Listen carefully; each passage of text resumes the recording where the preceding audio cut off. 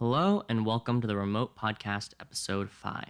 This podcast is all about location independence, digital nomadism, and living life on your own terms. Each week we interview a new guest on the show, and this week I sat down with Amy Fransz, founder of The Remote Trip, a community of remote workers that work, live, and travel the world together for 3 to 6 months. The program takes care of logistics like flights, accommodations, co-working spaces, and more, so that you can make the most out of your experience as a digital nomad. In this week's episode, we talk about Amy's relationship with travel, growing up, and her experiences as a millennial trying to fit into the educational system and the conventional workplace in Europe. She shares how her frustration with her corporate 9-to-5 led her to buy a one-way ticket to Thailand, and how her experiences there inspired her to start the Remote Trip. Full disclosure, I will be participating on the Remote Trip's inaugural program starting in February 2017. You can find the program application at theremotetrip.com. The deadline is by the end of November, so apply quickly if you want to travel with me.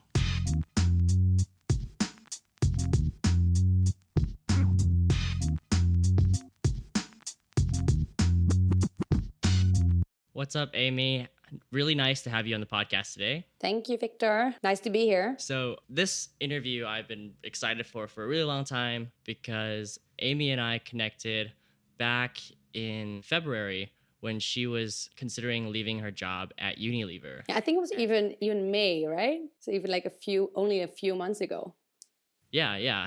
And it's crazy because since she quit her job, she's been traveling all over the world. She has spent the last 2.5 months in Chiang Mai, Thailand. And now she's working on her company, The Remote Trip, which brings together remote communities to live, work, and travel around the world together. And they're actually opening their first round of applications next month. So we'll be talking about a lot of that as this interview goes on. Yeah, cool. To start off with, could you share a little bit about your background, like from where you grew up and your travel experience? Yeah, sure. Okay, so I'm Amy. I'm 25 years old and I'm from the Netherlands. I've just been born and raised in Spijkenisse. It's like a little town near Rotterdam. Fancy.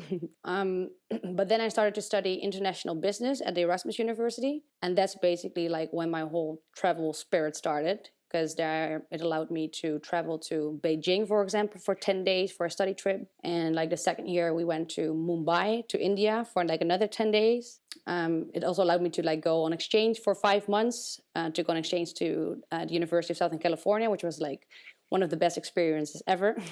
So yeah, I think especially because of that, my studies, like I really got like the travel bug. But yeah, besides travel, I also love for example, salsa dancing or practicing some yoga. And I just love to go on an adventure. So when I go traveling, I like to do stuff like zip lining or diving. For example, half a year ago, I went diving with sharks in Colombia, which was amazing. So yeah, that's a bit about myself. Right. So would you say that your travel experiences were through your education, or was it very much like a family thing? Like you traveled with family on vacation a lot?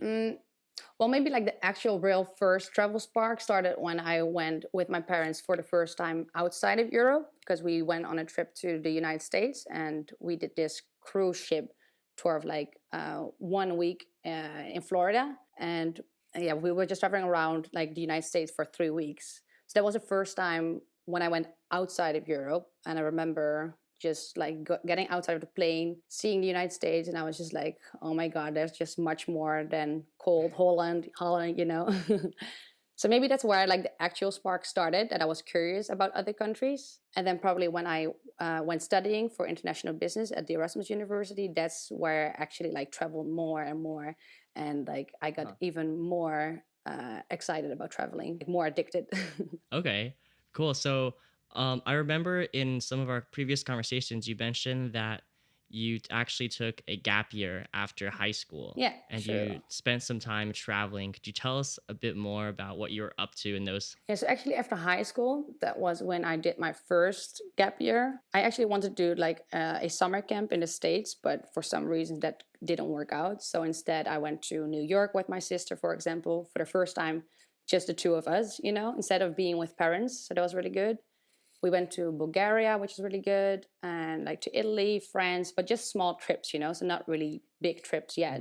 So that was basically my first real gap year experience. And then I started to study a bachelor degree for 3 years.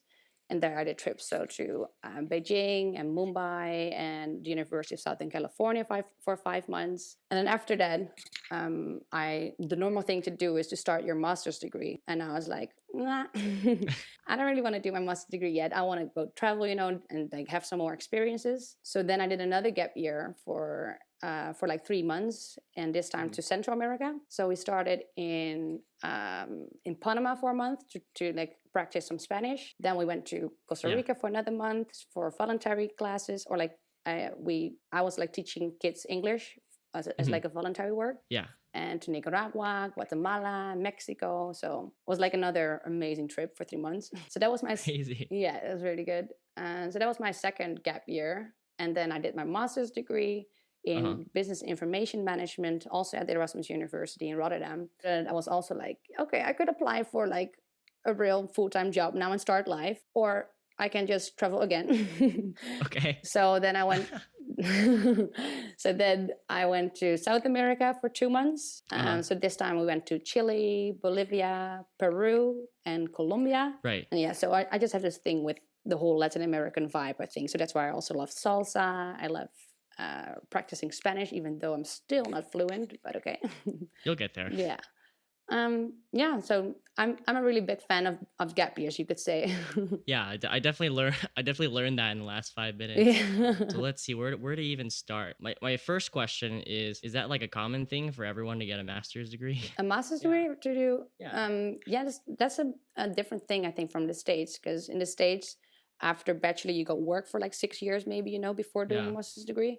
But in Holland, it's mostly like you do a bachelor degree and directly you do your master's degree. Yeah, I got that vibe from a lot of people from Europe that I've met. It seems like everyone loves school. Yeah, exactly. Which I don't understand. And it's weird because like everything is just theory based. So basically after your bachelor and master's degree, well, I feel like you practically don't know that much yet because you haven't had the practical experience yet. So that's why I think like the United States system, the American system, better, because you first like have some theory for 3 years in your bachelor, then you work at the company, and then you decide what you want to specialize on.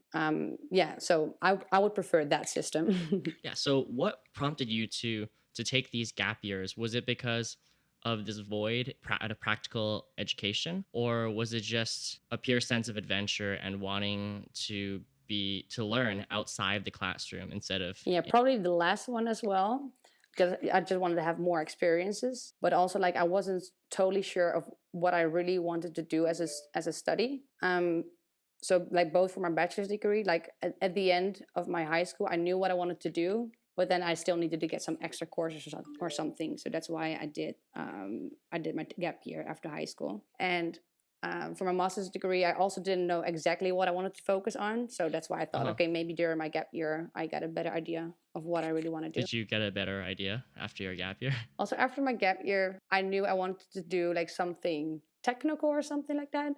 And like the most technical that was available at my university was business information management. And I expected to learn like how to code and how to create apps, but nothing was less true.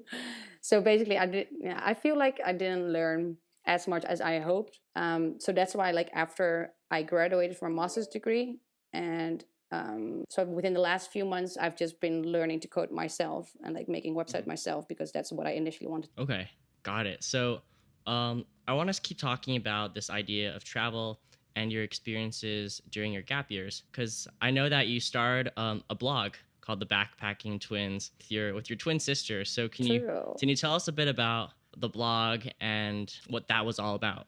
True, that was on my trip to South America, so the one after my master's degree, because I went with my twin sister and my best friend. We like are both best friends for like 10 years, so that was really, really amazing. Right. So we already kind of had the idea like after our master's degree that we wanted to do something with travel, and we were like blog or anything like that.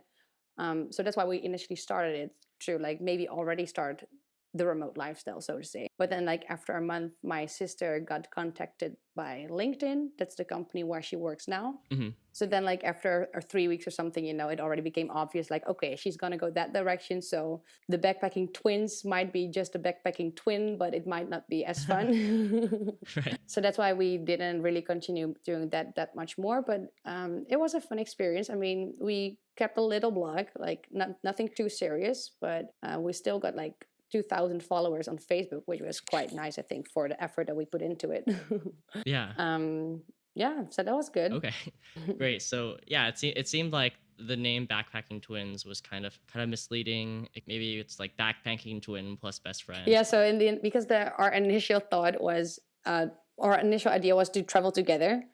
But then like later on, my best friend was also like, oh, I'm also free, you know, so, and we didn't know that. So then like she joined us as well. And then like as a joke, we would also say like, oh, now it's like the Backpacking Twins and Iris, which is his name. So that was pretty funny. But that's maybe also like one of the reasons why we didn't take it that much seriously, you know, because now we were the three of us. So the whole like twins concept was kind of gone. But it was still like a nice addition to the trip. Like nothing too serious, but it's good maybe for the experience. Yeah, no, sounds like it. So now I want to shift to after you graduated, getting your master's degree, and I wanted to ask you, because this is kind of when we met, when you decided to eventually quit your job. What were your expectations graduating and getting your master's degree, and how did your expectations of the real world, professional world, match up with your expectations? The funny thing is, my expectations after my master's degree were still like, okay, I want a fancy traineeship at a really big corporate firm. And like I knew already like that it should have something to do maybe with travel. So I would apply for like travel companies like TUI, or maybe I was considering about KLM, which is like a Dutch airline. Yeah. But I was still thinking about this whole traineeship idea of becoming like a manager and like get this whole rotational course and stuff like that. But now looking back and like having experienced the remote lifestyle for a bit, I'm so happy I didn't do that. Yeah.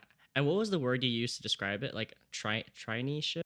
Traineeship? Do I say that right? Yeah. Trainingship. Well, right? It's like not an internship, but it's like a rotational program that you usually do like after your master's degree. So you get rolled into this program, and you have like 1.5 years rotational program, right. And then afterwards you get like a starter's management function or something like that. Okay. No, yeah, we have a similar thing in the U.S. There are some companies that offer like rotational programs for fresh college grads, but we don't have like cool names. So what do you call it? I don't really call it anything. Like you just get a job and you happen to be placed in a rotational program for that company. It's just as opposed to like an internship, like traineeship. And then like, I think you said also like starter function. Yeah, but that's funny because like traineeships here in Europe, I think probably. Like it's a really big thing, you know, and like, so for example, one traineeship I applied for, I think I'm not exaggerating. I think like 2,000 people applied for that. It was like, it was like an airline company and or like travel organization. So everybody wants to do that because you've got placements like in 4 different countries, you know, every 3 months or something like that. Yeah. So it's a really, really big thing. Like once you get accepted for it, so it's pretty competitive. So I'm surprised that the States doesn't really have that. Yeah, I think it's less advertised as like this program, that program. It's more like, oh, you apply for like an analyst position at a bank, and then maybe that bank, this is how they run their, right? Like you have a first-year analyst and this is what they do. Second-year analyst, this is what they do. Yeah, funny. I didn't know the more that. You know, right? Yeah, exactly. I didn't know that. Yeah, because here almost everybody who has got some aspiration to get like in higher functions, everybody wants to apply for those traineeships here in Europe. Yeah. So what did you do after you graduated? What job did you end up taking? How did you find that experience? I know you already alluded to the fact that you're so glad that you're not doing that. Yeah. But what were some of the specific experiences you had, and how did you feel about that? Yeah, so there was a whole process before that, before I realized I'm happy that I didn't end up with those traineeships. But basically after my master's degree, so first I went traveling for those 2 months in South America. Then I went back to my my employer called Unilever. Do I say it right? Unilever, yes. It's like a whole big multinational company, you know. And I worked for them before as a side job.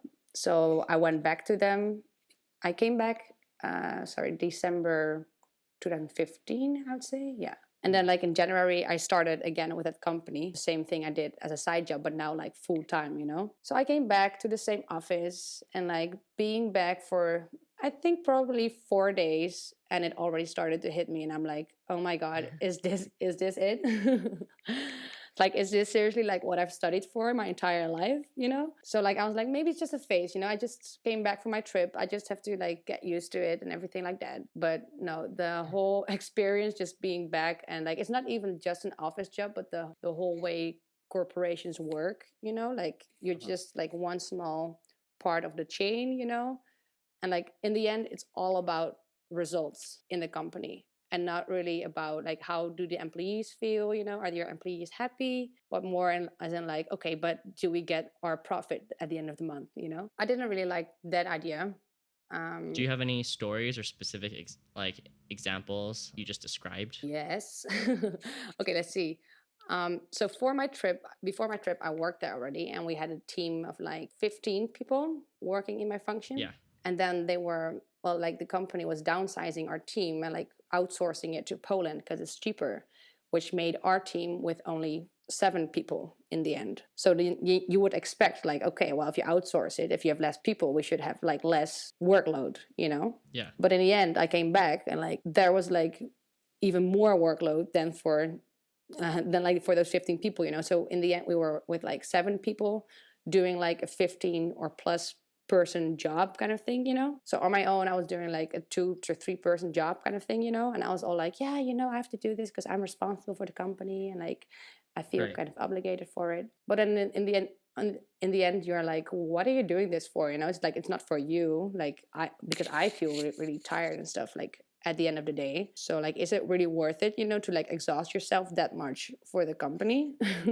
Okay, so to make sure I understand, they downsized your team from Mm-hmm. 15 to 7, which so basically they had to fire some people, and then Yes, they as well. outsourced their jobs to Poland because it's cheaper. Mm-hmm. But in reality, the outsourced worker productive as Yeah, the and like people who were let go of, and then because of that, people who were left not only had to pick up the slack, you guys were probably pretty concerned that you were next on the chopping block if you didn't yeah, perform. that as well. Plus, you also like, because of course maybe like within the year the process would work and it would be less workload, you know. But like the first year, everybody just has to get used to it. So for the people who are left, so those 7 people, you know, they also have to like put more time into training the people in Poland, you know, to make sure that everything still runs smoothly as it did before with those 15 people. So yeah, it's like pretty detailed story, like Yeah. but like that's one of the examples that made me think like, okay, I mean, if this is the way that corporations work, you know, then probably it's not for me. And like if I think about like, if am I happy, you know, at that company, I'm like Yeah. um No, I mean, it's scary because it's like you mentioned you have to also train the people who are outsourced. But in the back of your head, it's like, maybe I'm training for somebody to replace me. yeah, also that as well. Or- But by that time, like I already knew I wanted to go anyway, so I wasn't really worried about that. But I'm sure like the other people who did stay there, because some people worked there for like 20 years, you know, like they were definitely worried that they were going to be replaced for a while. That's a shame. Yeah. So So for obviously you wanted to quit and you had these feelings that you've been feeling for quite some time. Mhm. What was the process like deciding to quit, and how did you kind of plot your way out? Or did you just one day be like, was like, no, Well, I'm going to quit, and you yeah, handed your I resignation? think so already after 4 days being back, I already felt like quite miserable, you know, and like I just didn't really feel happy. And I don't know, I was just like, I went to work at like 7 a.m. and I came back at like 7 or maybe 8 sometimes, you know. I would eat, and then like at 9 I would just pass out because I was just too tired, you know. So probably just because me realizing, like I felt kind of burned out, you know. Yeah. And just me realizing that my body was just kind of like rejecting, you know. I thought like, okay, this needs to change. So, well, first of all, this project at Unilever was like a 4-month project until the 1st of May. So I was like, okay, either I could like quit directly kind of thing, because like I have to like, listen to my body, but I also am the person that I do feel responsible, Yeah. So I was just like, you know what, I'll just finish this project until May, and then like afterwards I'll leave, so that also the people there know that I'm going to be there until May, and then they can plan something like somebody else for after that period of time. So basically I knew January probably already I wanted to leave in May.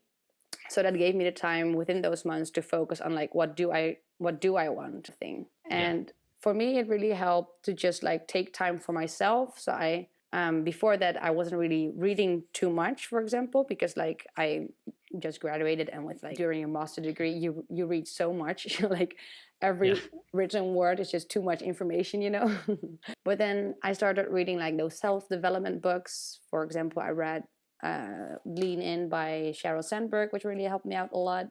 And like then you can also read that a lot of graduates experience the same thing. Everybody just like gets out of college and they're like, okay, so what do I do? Yeah. So it's maybe comforting to know like that other people, that you're not alone, kind of thing. And yeah, but also like little things, like cleaning up my house and cleaning up my entire email box, it just helped me get my mind sorted and then eventually to figure out what I want. But yeah, so then in the end, in May, like then it was a time that I could quit, and I still didn't really had that much time to focus on what do I want or to apply for other jobs, because I was still like still had to dedicate all my time to Unilever. So then it was May, and I had those 2 traineeship applications running, because I was applying for them already at Unilever, because I still thought like, okay, I need to have like, I thought maybe if it's like in the travel market, it might be okay. Not knowing by then that just the whole corporate environment is just nothing for me. Okay, I see. So I applied for those in May. Like I was having like interviews and stuff, and then luckily I got rejected by the final round, which Thank God. Thank God. But at the time, of course, I was like, oh, why, and blah, blah, blah, because it was the final round, like after 5 full rounds, So that's kind of annoying to hear. But then, like, in the end, everything happens for a reason, I think, which eventually it did, of course. So then actually after those applications, after I got rejected, that's the first time in my entire life that I had nothing on my plan, nothing to do. There was literally like I had no plan for the first time ever. Yeah, it's scary. Like when you quit your job and then the next day you open up your Google Calendar. Yeah, it's empty. Empty. I know, but looking back at it, that was the best thing for me to happen, I think, because that made me like stand still in life, like not being in this constant going mode, but really just stand still, think about like what do I want to do like for the rest of my life, and like what am I interested in versus what am I expected to do, or like what am I expected to do with this study or with this degree, kind of thing, So yeah, so then after those applications, I had nothing to do. That's the time when I read, for example, The 4-Hour Workweek by Tim Ferriss. Everybody knows that, of course, from the remote work community. And that's when I was like, oh my God, this is exactly what I want to do. So from that moment onwards, I just started to dig into it a little bit more. And so I started to look into remote work, and then I saw like all those, there were like most vacancies are all like tech vacancies. So you need to learn to code, of course. Yeah. So I figured, because like you also have customer service and sales jobs, for example, but I don't really see myself working in customer service or sales like for the rest of my life. So I thought if I want to have like a valuable skill, I should just learn it to myself. So that's why I started to learn how to code, like create websites for a bit. I did Code Academy, for example. So that was good. And yeah, so in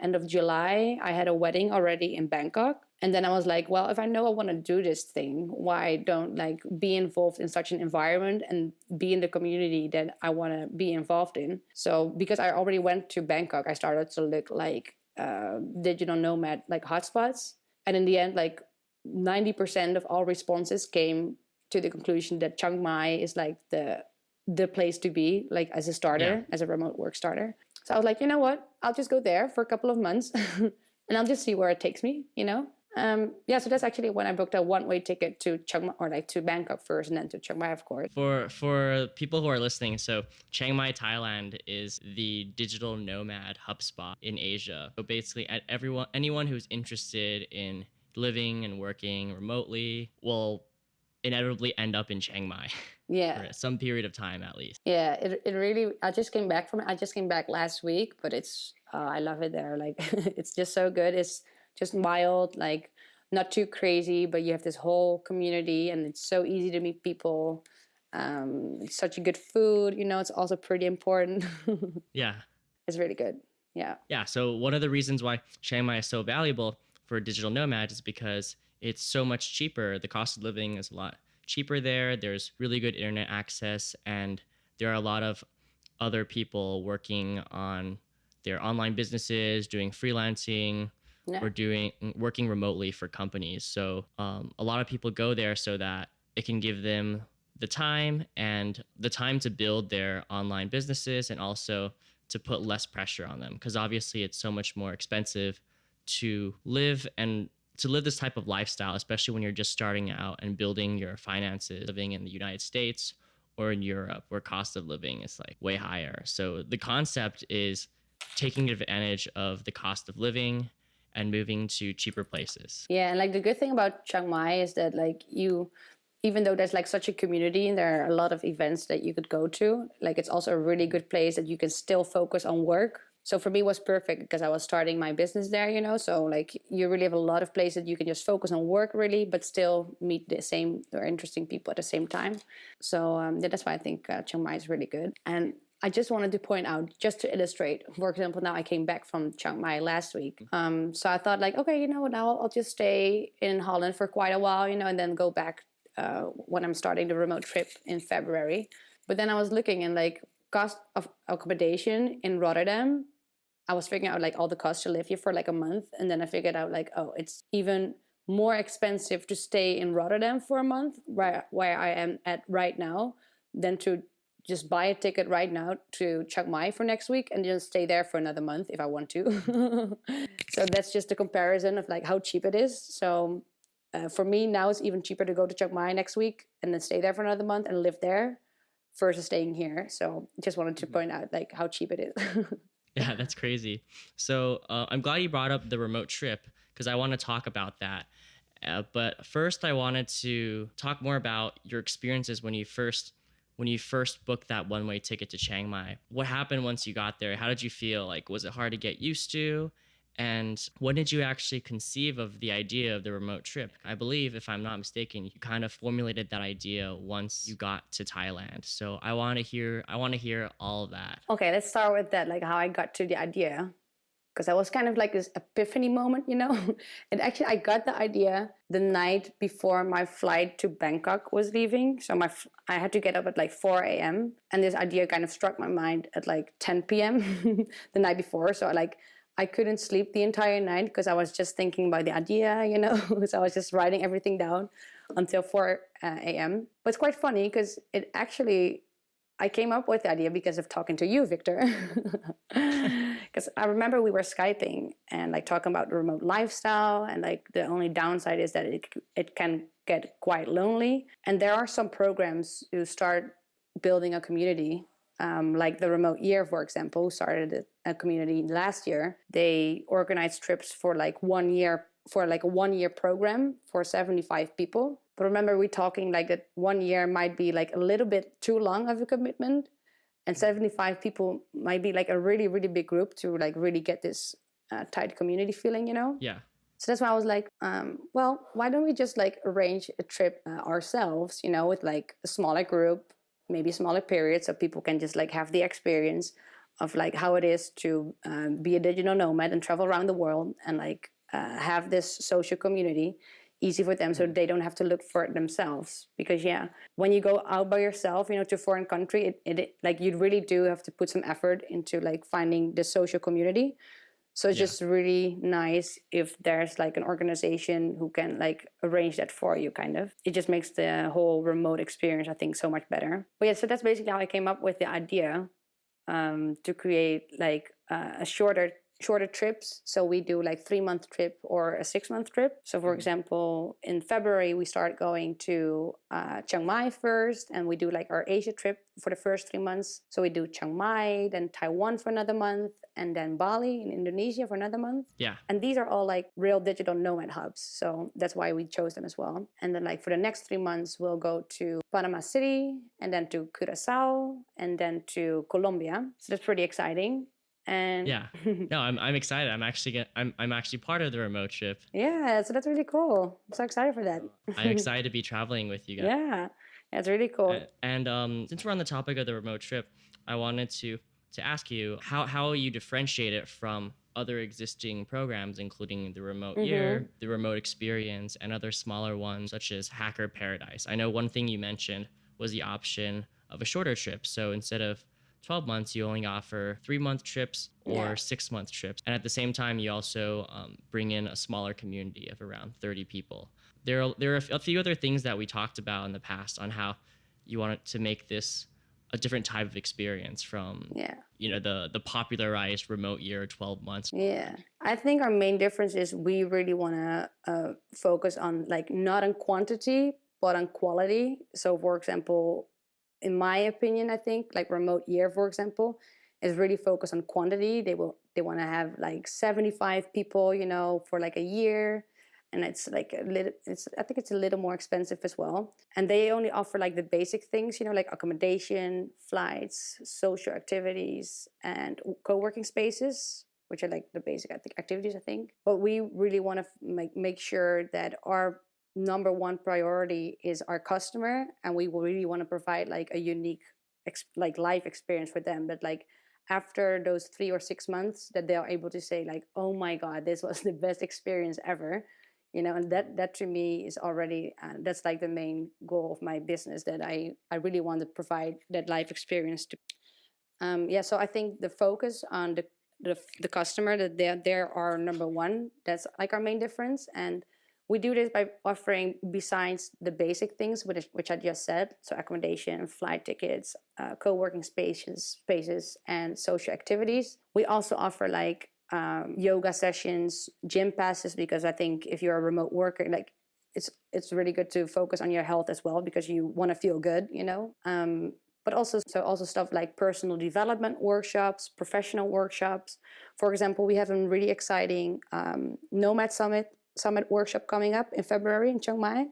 So with keynote speakers as well, so that people really feel inspired. And the last nice addition, I think, is like, for example, massages. Because I remember I was in Chiang Mai and I was having this great massage, and I was like feeling so good and feeling so happy. And I was like, oh my God, I want my people to feel, or like the community members to feel what I'm feeling right now. So like small additions like massages, I don't know. I think it makes like a more personalized and unique experience to the trip. So just to kind of recap that, the another big point of differentiation with the remote trip is this focus on the individual in providing like a personalized experience, professional development. You mentioned being part of the Nomad Summit in Chiang Mai in February, and also to have wellness. So whether that's gym passes so everyone can stay healthy, kind of take care of themselves, and fun stuff like yoga classes and massages. Yeah. And I think you also mentioned cultural events and perhaps other activities. People can really become immersed and understand the local culture and participate in That's true. I forgot to mention it actually. But so we also, for example, want to do like cooking classes, that like in each destination, you get to know like how to cook the local dish. So that provides like a local experience. Or we're thinking about like offering like volunteer opportunities, so that people also can work with local people, something like that. So yeah, also that you can also have the local touch with your trip, and not just being in that bubble, but also like experience the country by itself. Yeah, I think that's very important, because as you mentioned, when you're traveling abroad, if you're by yourself, you have to put a lot of effort into meeting other people, to understanding the country and the culture you're in. But on the flip side, when you're in a group, it's very easy to just be in that bubble. Yeah, exactly. I know through experiences studying abroad in college that a lot of times people like to stick together. And it's very much to their detriment, because you miss out on a lot of opportunities that you would otherwise have. Mm-hmm. True. And that's also another thing though, like I'm just thinking about like another differentiator from our other groups, but we also heard, for example, from other years how people experience their trips as being like this. You have this FOMO, you know, the fear of missing out. So Yeah. there are a lot of people who like party, you know, and like yeah, I don't know, so like a lot of party people probably, but that's like maybe, of course we also like fun, you know, and parties as well, but we do want to make sure that our main priority is like real serious people, you know, who put like work and the remote work life first, and like the whole social and party aspect, you know, is like a really nice addition, but it shouldn't be like a frat party.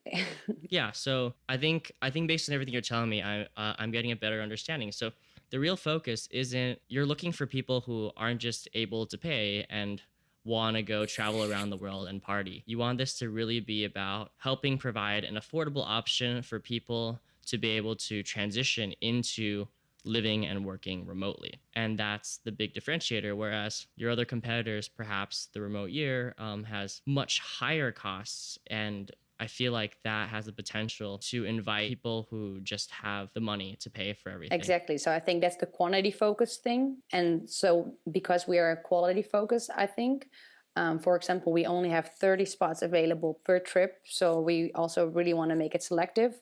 So we want to make sure that every member of our community has something valuable to add to the community, so that everybody just can kind of like inspire each other. Yeah. Got it.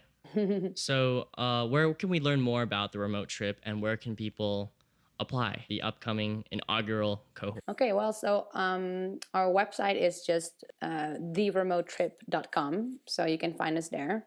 And we're also on Facebook, of course, Instagram, LinkedIn, and Twitter.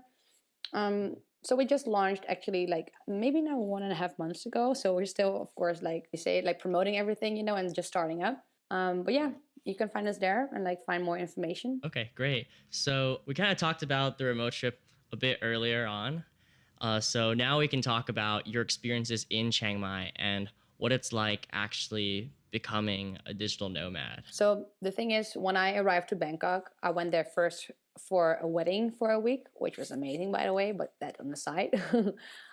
Then afterwards, I went traveling with some friends for 1.5 weeks more. So I was with a lot of people for the first 2.5 weeks. So like actually going there from Amsterdam wasn't that difficult. But then like in Chiang Mai, I was there first with 2 friends, but then they left, and then I was suddenly all by myself. So that was the first time I was by myself. And actually, I have to say, like, I quite liked it, because like it was the first time in 2.5 weeks that I was by myself. And like, oh, okay, now it's just me on my own. So for me, I don't know, maybe because I also don't mind being by myself. So for me, it was fine. And also because I was already thinking about the remote trip idea. And while you're traveling, you don't really have time to focus on that. So now finally, after those 2.5 weeks, I could start with the remote trip. So basically the first 2 weeks, I didn't really socialize that much, and I didn't really go to events that much, because I just wanted to focus on creating a website, which was my first website, because I never made a website before. So it took quite a while. So that's why for the first 2 weeks, I've just been going to like cafes over there, like some co-working spaces to work. But my main focus was just to work and not to socialize. So, so how was that experience finding a place to live and then finding places? Was it more because people talk about digital nomad hubs and live? One of the metrics, ease of access to internet. So was it like was it hard to find a place to live in that had reliable internet? And were you kind of forced to go to coffee shops and co-working spaces to be able to just work? So my accommodation their Wi-Fi wasn't that good, although you could find like accommodation with good internet. But on the other hand, I didn't mind that my internet wasn't that good in my apartment, because I wanted to go out instead of just being in my apartment. So for me, like it's really easy to find accommodation, by the way. Like it's easier to just go there, like maybe book a hotel for like 1 or 2 nights, and then you'll find an apartment for sure. That was easy. And for co-working spaces, it's also, there are a lot of, in Chiang Mai especially, like internet is really reliable in those co-working spaces and like cafes. So there are a lot of cafes, like you have some smaller cafes, some bigger cafes with a lot of like more people in there. Or you have co-working spaces where you have to pay like an additional fee per day to be there. So How much a lot of are the options. fees? For example, for the most popular co-working space there, it was like what was it? I think 300 baht, which is like maybe €7. That Okay. is like $8 or $9 for a day. Yeah. And that's for a daily pass. So I'm assuming a monthly pass would be. So a monthly pass was, I think, around 120 or €130 for a month, which I actually found quite expensive because like you could also go for free to a cafe. But then, yeah, you like some people just want to have this community, of course, you know, of being in that co-working space. But for me, Okay. it was fine also to work from a cafe and then meet the people from there. So it's just like whatever you prefer. Gotcha. Yeah. And you mentioned that there are a lot of different events going on in Chiang Mai, like especially catered towards digital nomad. How did you look for those events? Was it through co-working spaces, or are there just websites, or even like flyers on like the poles or something? So the thing about flyers, I didn't see any flyer. So the funny thing is, oh, actually, I have it right here. The people that are listening can see it, but Victor can see it. So I made a flyer in Chiang Mai for the remote trip, and that was basically the only flyer that I could find there. So that was funny. But besides that, activity and events wise, you could mostly find everything either via Facebook or just websites. For example, I had some events via meetup.com. So I went to some of those workshops. And there's another website which lists all the events coming up in Chiang Mai like per day. So that was also easy to find all the activities. And then at some point, you know, you just meet people and you just hear it via. Ah, okay. No, that makes sense. So I'm assuming the events that you hear about through people are probably the best event. Yeah. The ones that you find on. But that's probably the best way to start. Yeah. You need to start somewhere. Yeah, exactly. You need to start somewhere. So the thing is, so as I was telling, like the first 2 weeks, I was just focusing on creating a website and not being in my social mentality. But like once I got into my social mentality, and that's the whole beauty about Chiang Mai. Like if you want to focus on your work, you can focus on your work. But if you want to socialize, so I want to socialize at some point, and it's from that point onwards. Like I met so many people, you know, it was really easy then afterwards to find the people.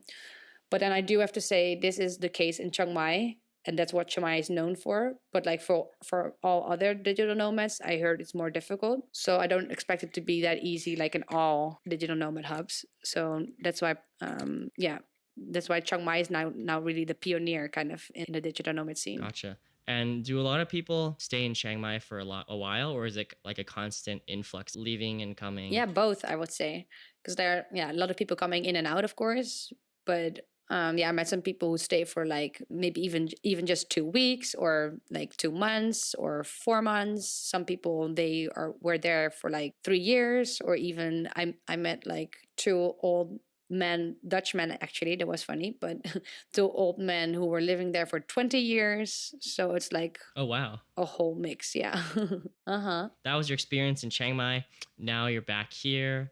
And you mentioned that you're going back to Chiang Mai next week. Yes. So you tell us a bit about what you're going to be up to for the next few months and what you're most excited for. I started the remote trip then like 1.5 months ago or something like that, I think. So now because actually my initial plan by going to Chiang Mai before I even thought about the remote trip was to get into the remote work lifestyle and figure out what I wanted to do. And I wanted to learn to code because I knew like if you know how to code, then you could find like remote work. Yeah. But so now in Chiang Mai, I basically like shifted my focus on the remote trip.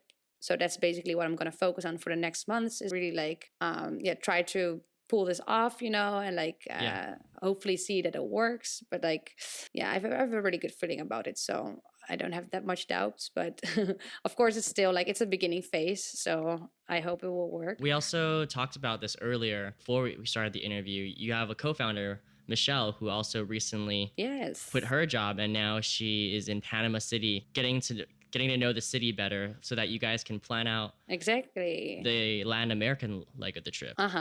So like Chiang Mai kind of I did all the logistics and stuff over there because we really do want to be sure that like all the services that we provide are of high quality. So that's why we personally inspect everything. And I'm gonna go in January to Bali to make sure everything in Bali is set up. And now Michelle, so that's my friend who I did my bachelor degree with, and I went with her to Beijing and to Mumbai. So we share this whole travel bug together. But so she quit her job last Friday, and now she's in Panama and she's figuring out logistics over there, and then she'll go to Colombia as well. So it's like we were just talking about it because last week I was in Amsterdam for 3 weeks with her. And it was actually the first time that we both physically worked together since starting the remote trip. So after like 1.5 to 2 months, Yeah. it was like the first time that we worked together. And then she already went to Panama like on Saturday. So now we won't see each other anymore until the trip actually starts. Oh, really? Yeah. So that's a real funny thing to see, like how remote work can enable people to like start up a whole company without actually even seeing each other. Yeah, and I think that's the beauty of it, because things have been moving so quickly for both you and Michelle. You probably couldn't have imagined this. Yeah, exactly. And like we were also saying that, like, did we ever imagine last year that we would end up over here? And the funny thing is, last year Michelle posted, she was in Panama last year, and then she posted an Instagram picture, not being serious, but saying like, oh my God, I'm so gonna quit my job and book a one-way ticket and get over here, to Costa Rica, but as a joke, And then like a few weeks ago, she saw it as a reminder back in her timeline. And she was like, oh my God, like that's so weird. Like if you just subconsciously know you want to do something, and then like the next year, it just comes true. Yeah, it is. That's cool. So getting on to the last few questions, what are you most excited for the remote trip? Which destination do you think is going to be the best? Oh my God. I think I love all destinations. But let's see. Okay, well, for Chiang Mai, I know. Like, I'm really excited for the people who haven't been in Chiang Mai just to see how they like it. Because I know they'll like it. So I'm excited for that for them. I have a couple. So I also love Bali because I'm half Indonesian myself. So I'm also really excited about Bali because the food is good. I think the food anywhere in Asia is fantastic. That's true. But then on the other hand, I'm also really excited about the Latin America trip, just because I've been to Latin America a few times and I just love the Latin vibes, and then able to dance salsa and like speaking Spanish. So yeah. Are you going to be offering salsa classes as part of the trip? I'm definitely going to include it like as activities. I'm not going to teach it because I'm not that good, but okay. Yeah, no, I'm excited for the Latin American leg of the trip, but equally as excited for the Asia part. Yeah. That was a bit of an unfair question. You just can't pick between. No, it's like the same question as like, what is your favorite country? Like you literally can't choose because like every destination just brings up like different memories and different experiences. So everything. Yeah, or like when people ask what your favorite food is, it's like, no, like it depends on how you're feeling at the moment. Yeah, exactly. It depends on your mood. Like if you need comfort food, like maybe like ice cream or something. Yeah, exactly. So I really couldn't choose like which one I'm most excited for. Probably all, just the entire trip, probably. Okay, so for the listeners out there, how can they support you, the remote trip, and learn more about you and follow your adventures? Well, probably just by liking our social media pages, go to our Facebook, go to our Instagram and Twitter and LinkedIn and follow us. And first of all, if you're not a remote worker yet, it's maybe good to check and follow our adventures, so that in the end, hopefully, you'll be just as excited and like are willing to take the leap, and like start a remote lifestyle yourself. And maybe for the people who are already in the remote work experience, or like who are already in the remote lifestyle, that they're excited to like share, to like I say like maximize their full potential of what the remote life has to offer, by like joining such a community and like just be together, inspire each other, go to all these different places that you could go, and like really enjoy the freedom and flexibility that you have. So yeah, and I'll include all the links in the show notes, so you guys will be able to access it very easily. For now, I want to thank you for hopping on the podcast, and I know that there's a lot of work to be done, so I'll let you go. Well, thank you, Victor, for everything. And that's a wrap for my interview with Amy. If you want to find out more about Amy and her adventures, along with more information about the remote trip, visit theremotelifestyle.com/5. There you'll find the show notes for this week's episode. Thanks for listening to this episode of the Remote Podcast. Be sure to leave a review of the show so that I can continue to improve it. If you like what you heard, go ahead and hit subscribe so that you never miss out on an episode. If you're ready to take the leap and live the remote lifestyle, text the word remote to 38470 to sign up for our free email course titled Become a Digital Nomad in 7 Steps, even if you have no idea where to start. The course will take you from sitting in your office wondering what to do with your life to having a plan of action to live and work remotely. So make sure you don't miss out by texting the word remote to 38470 or by going to the URL theremotelifestyle.com/remote. That's all for now, and I'll see you on the next episode.